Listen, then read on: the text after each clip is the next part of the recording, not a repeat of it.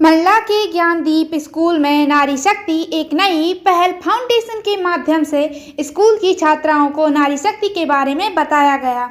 आज के बिगड़ते माहौल को देखते हुए नारी को किस प्रकार तैयार रहना है, गुड टच बैड टच के बारे में बच्चों को समझाया गया और उन्हें किस प्रकार पढ़ाई करना है, किस प्रकार मम्मी पापा के बातों को मानना है और दोस्तों के साथ कैसे रहना है, इन सभी प्रकार से उन्हें समझाया गया, जिसमें नारी शक्ति एक नई पहल की रिलेशन ऑफिसर पूजा ज्योतिषी, दीपक जाट, सहजान परस्ते और इस फाउंडेशन के जिला अध्यक्ष संजू भैया उपस्थित रहे और बच्चों को अच्छी शिक्षा के साथ जीवन में आगे बढ़ने के लिए शुभकामनाएं दी गईं। इस कार्यक्रम से बच्चे बहुत खुश नजर आए। साथ ही फाउंडेशन की रिलेशन ऑफिसर पूजा ज्योतिषी से बच्चों ने ऑटोग्राफ भी लिए। मंडला से सहजान परस्ते की रिपोर्ट।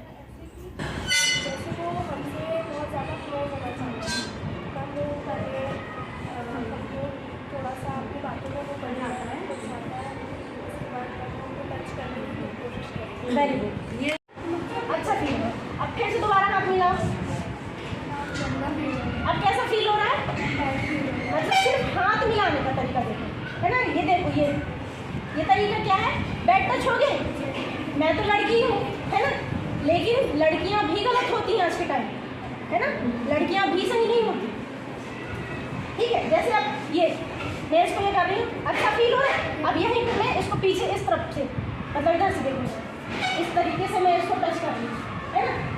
तो बैड फील, है ना। ऐसी बहुत सारी बैड। हमारे समाज में यदि एक लड़की को पढ़ाते हैं तो हम पूरे समाज को पढ़ाते हैं। एक लड़की यदि पढ़ती है वो अपने परिवार में ब्याह होके जाती है, वहाँ ससुराल वालों को शिक्षा देती है, अपने बच्चों को पढ़ाती है। इसी तरह से एक लड़की पूरे समाज को शिक्षित करती है और एक यदि लड़का पढ़ता है तो सिर्फ घर को शिक्षित करता। ये फर्क है नारी और पुरुष में।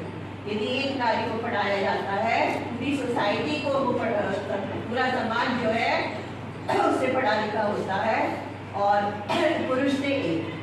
तो हमें इस महत्व को समझते हुए जो सरकारी सुविधाएं हैं, आजकल सरकार ने बहुत सारी सुविधाएं प्रदान की है महिलाओं को, लड़कियों को, बच्चियों को स्कॉलरशिप से।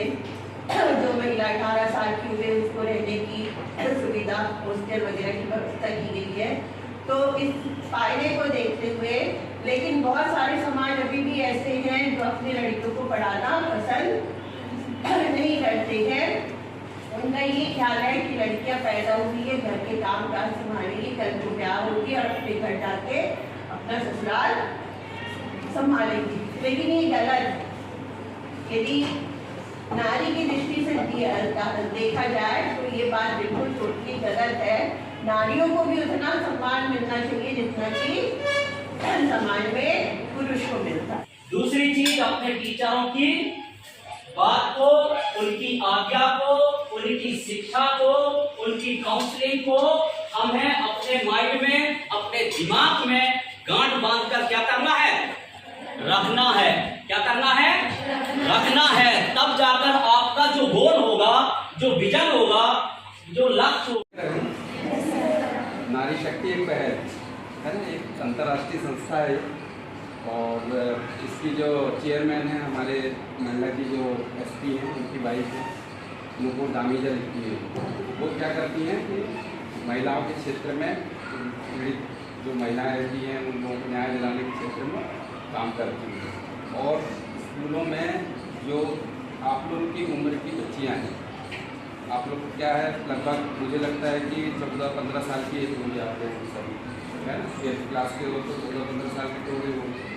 तो आप लोगों में क्या है, इस समय जो चेंजेस आते हैं, ये समय जो होता है आप लोगों के चेंजेस का समय होता है। तो आप लोगों को आगे अपने साथ, क्योंकि को एजुकेशन में पढ़ रहे हैं आप लोग, को एजुकेशन में आप लोगों को अपने साथ पढ़ने वाले लड़कों के साथ किस तरह का व्यवहार करना है, बाहर कैसा व्यवहार करना है, ये सब चीज़ों के लिए वो जागरूक करने के लिए हमारी संस्था जो है वो काम करती है। तो संस्था में मैं मंडला का अध्यक्ष हूँ और ये पूरा मीडिया देखिए, पूजा जोशी है, खड़े पूजा, और ये गोल्ड मेडलिस्ट है।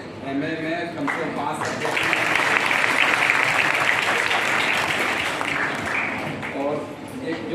स्पेशल एजुकेशन होता है जो दिव्यांग बच्चों के लिए, उस पर BEd किया हुआ है इन्होंने। और इस संस्था की जो है मीडिया का पूरा काम यही देखती है। और प्रशांत पटेल जी भी बैठे हुए हैं, प्रशांत जी ये भी देखते हैं इसका काम। और आपके स्कूल से मैडम ने आप लोगों को भी बताया होगा कि कैसे क्या करना है आप लोगों को, है ना।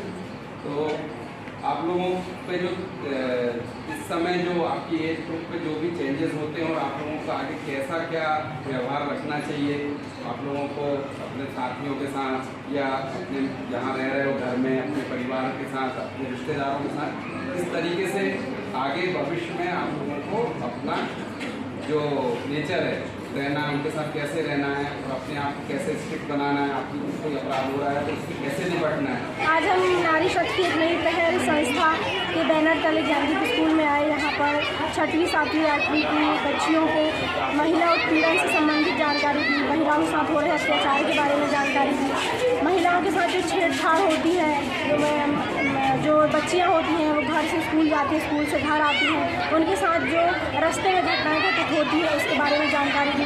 बहुत सी बच्चियों को घरेलू हिंसा क्या होता है उसके बारे में जानकारी नहीं थी, उसके बारे में जानकारी दी। नारी सशक्तिकरण नई पहल संस्था क्या है, नारी शक्ति नई पहल संस्था क्या काम करती है, इस बारे में जानकारी दी। अगर किसी बच्चियों के साथ कुछ गलत हो जाता है, उनके आसपास कुछ घटना घटित हो जाती है तो किनसे कांटेक्ट करें। आप लोगों को नारी शक्ति के बारे में जो बताया गया उसमें आप लोगों ने क्या सीखा है?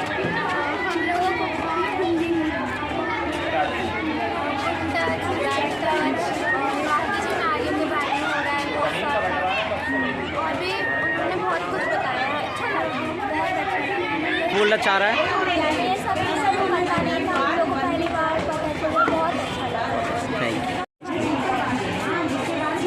मैडम, अपने परिचय सहित ये बताइएगा कि आज नारी शक्ति एक नई पहल संस्था द्वारा कार्यक्रम किया गया।